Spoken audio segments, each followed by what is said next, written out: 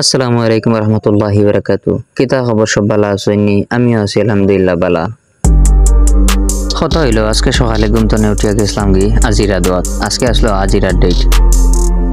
তো আপনারা সবাই জানেন 3 দিন আগে শাস্ত্রর একটা বইন দর্শন হয়েছে শাস্ত্রর স্টুডেন্ট দ্বারাও, অর্থাৎ তার বেশমিট দ্বারা দর্শন করছে দুইটা ফুয়ায়, শান্ততারা আদনান ও স্বাগত দাস পার্থ। নারী যেন নিরাপত্তাহীন না হয়, আমরা তার ডাল হই।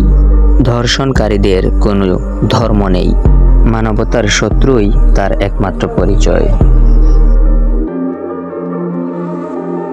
অবশেষে তারা দুইজনরে রিমান্ড দেওয়া হয়েছে 7 দিনের লাগিয়া।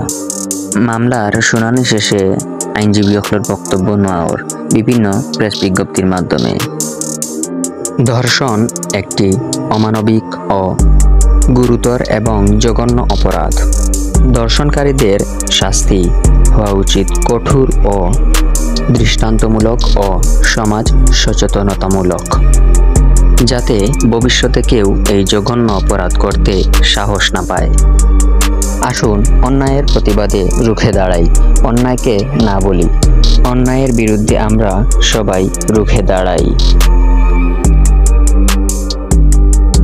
মার মার ঠান্ডা ঠান্ডা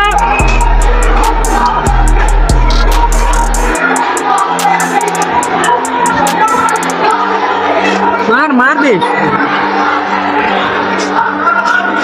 নেই যদি প্রতিবাদ, নেই যদি আওয়াজ, তবে অন্যায়কারীরা পাবে আরো সাহস। ধর্ষণ, হত্যা, জুলুম যত, তবে রুখে দাঁড়াও, আছে শত হাত।